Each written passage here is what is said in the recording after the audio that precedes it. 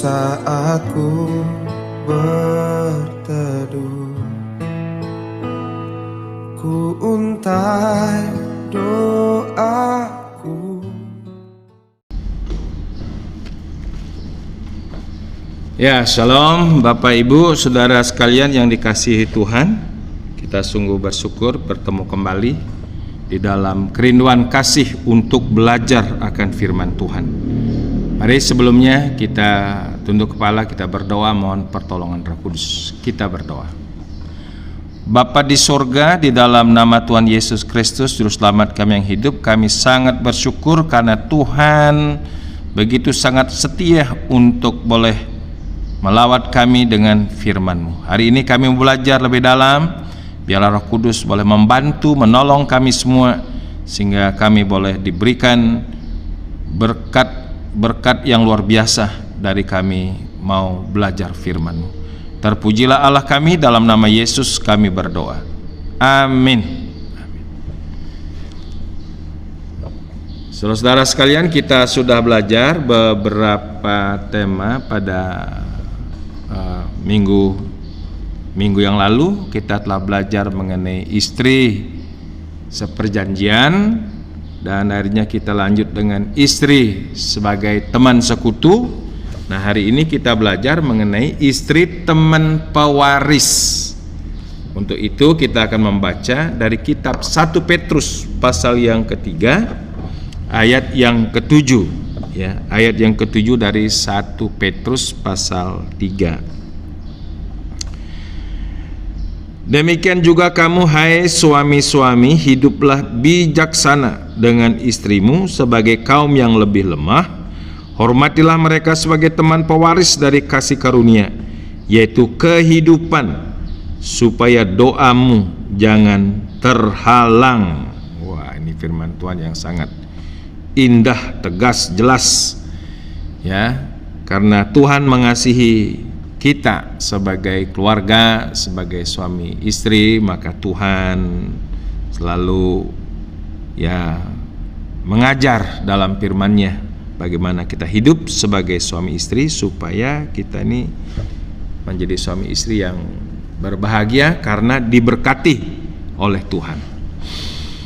Berbicara mengenai istri teman pewaris, ya, dari dikatakan kasih karunia.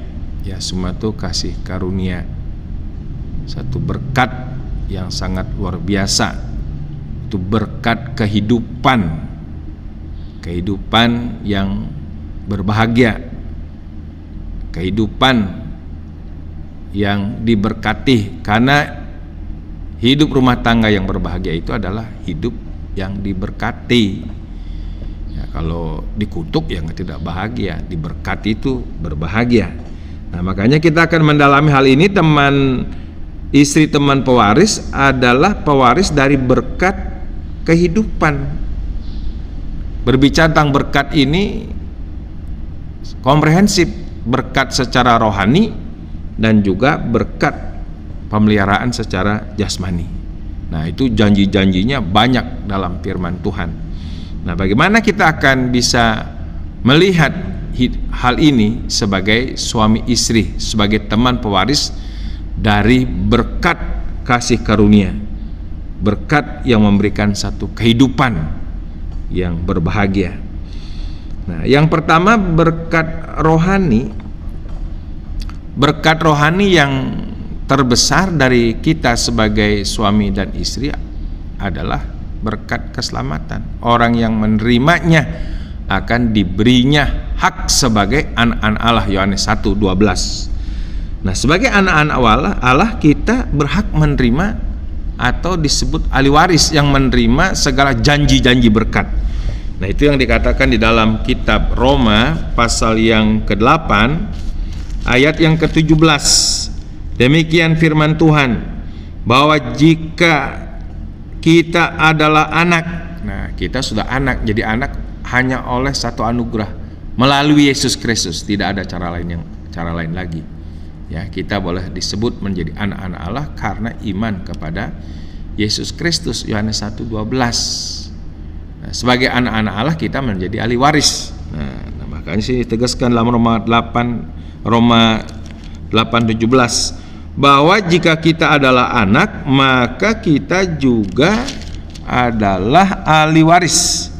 Nah, ahli waris maksudnya orang-orang yang berhak menerima janji-janji Allah. Sebagai ahli waris itu berhak menerima janji-janji Allah. Janji-janji Allah ini sebagai bentuk kasih karunia, ya, kasih karunia yang akan menerimanya bersama-sama dengan Kristus, yaitu jika kita menderita bersama-sama dengan Dia, supaya kita juga dipermuliakan bersama-sama dengan Dia. Haleluya, puji Tuhan. Jadi suami istri adalah anak-anak Allah karena iman kepada Yesus Kristus.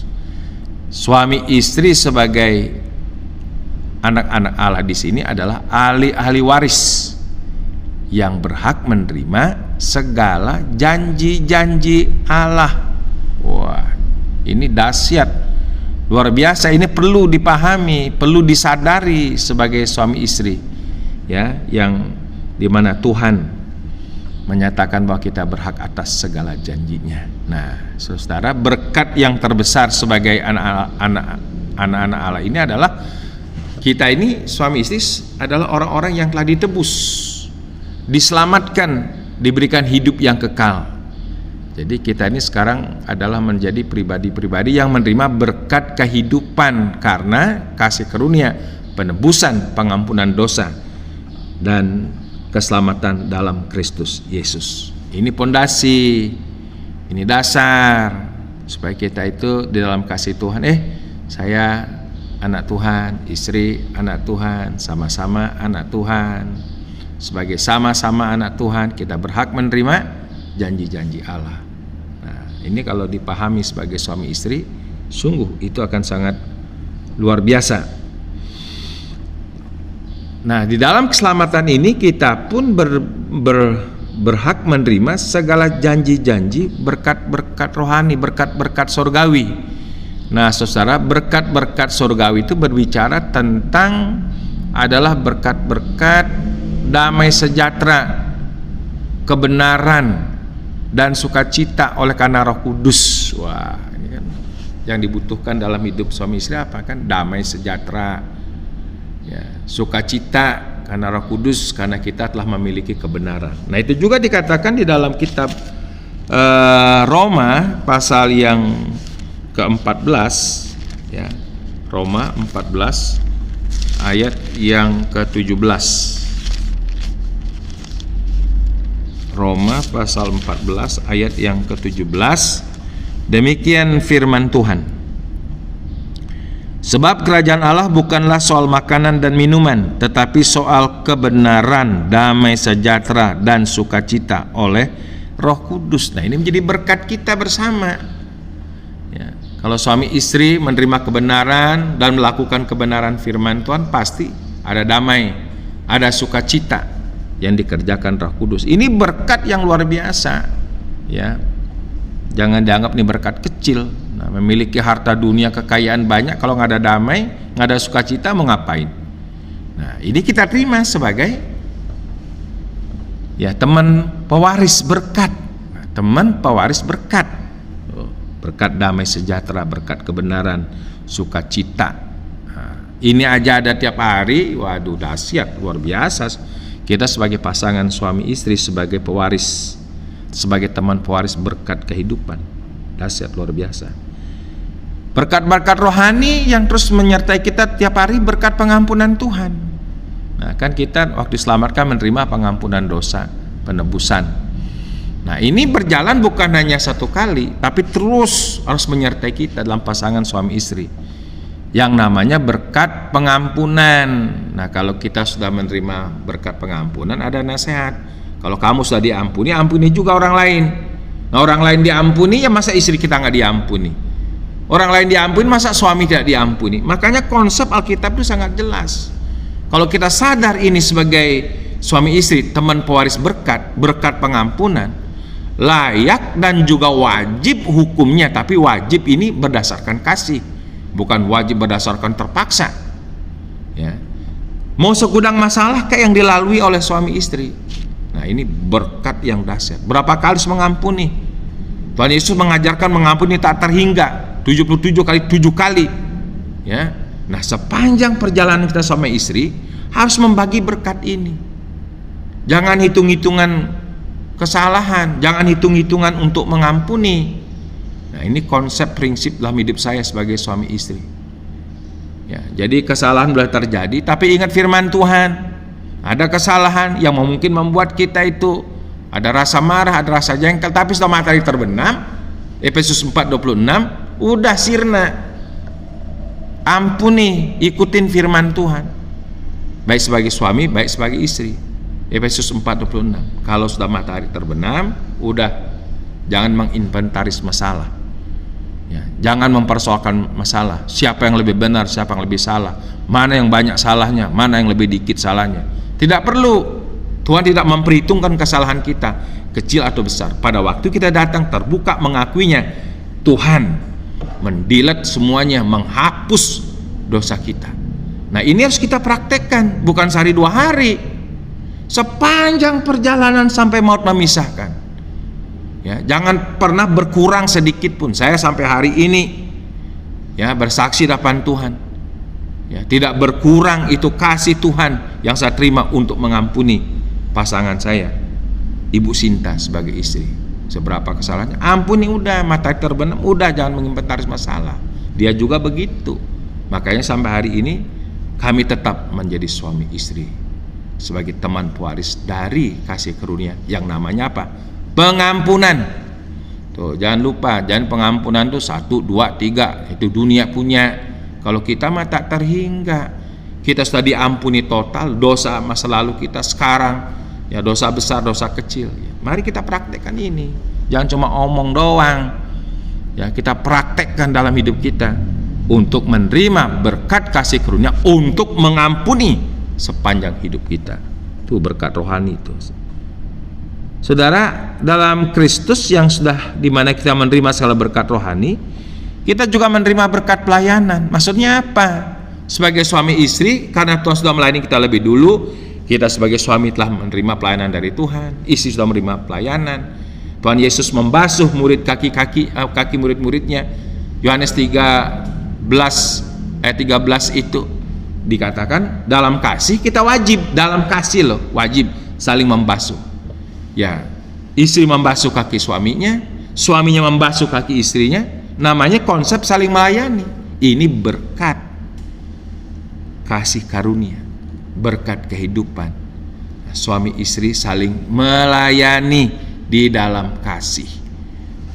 Berkat-berkat rohani ada banyak yang perlu dijabarkan, saudara-saudara.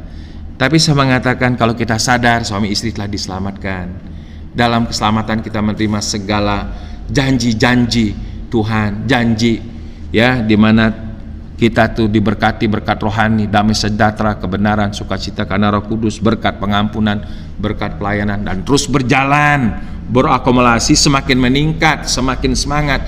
Saya percaya ya, suami istri sebagai teman pewaris daripada kasih karunia itu dahsyat dan luar biasa. Ya.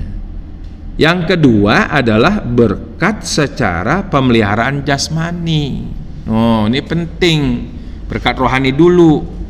Jadi dulu kerajaan Allah dan kebenarannya, baru yang lainnya.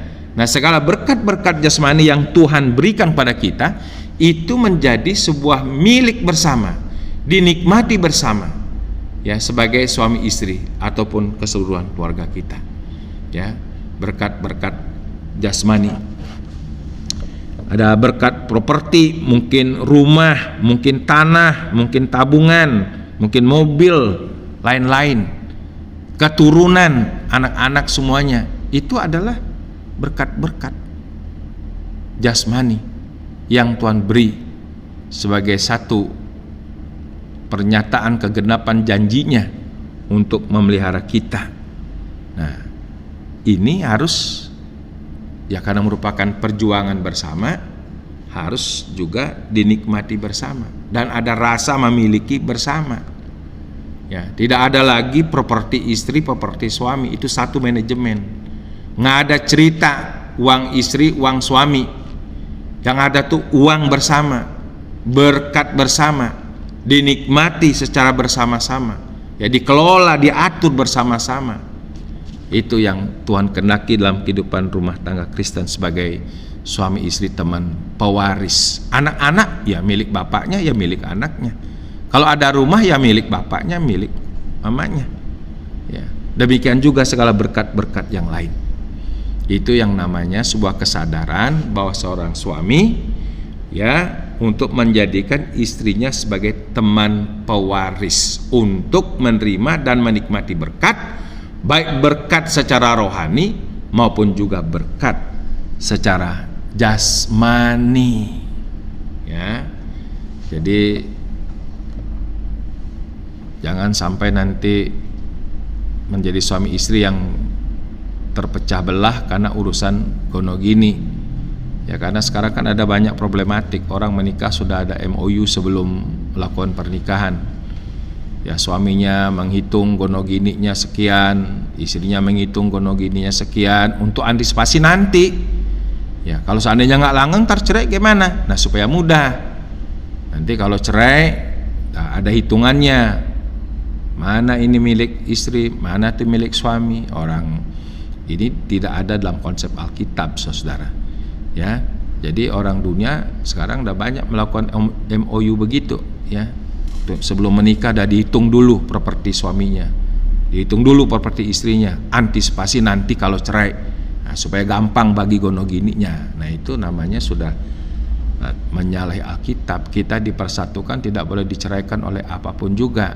Jadi ya ini harus kuat di dalam pengertian kita dan juga dalam ikatan kasih kita bahwa suami milik istri, istri milik suami, ya, dua menjadi satu. Nah, kalau udah suami istri dah dua menjadi satu, gono gininya jadi satu. Ya, jadi perjuangannya bersama-sama. Ya, dapat berkat memang suami mungkin kerja, istri kerja, tapi dalam pengelolaan dalam rumah tangga tidak ada uang suami, uang istri. Yang adalah uang keluarga, uang suami istri, dikelola dengan baik. Ya, kalau sampai dari berkat-berkat demikian bisa membeli properti pun adalah milik bersama.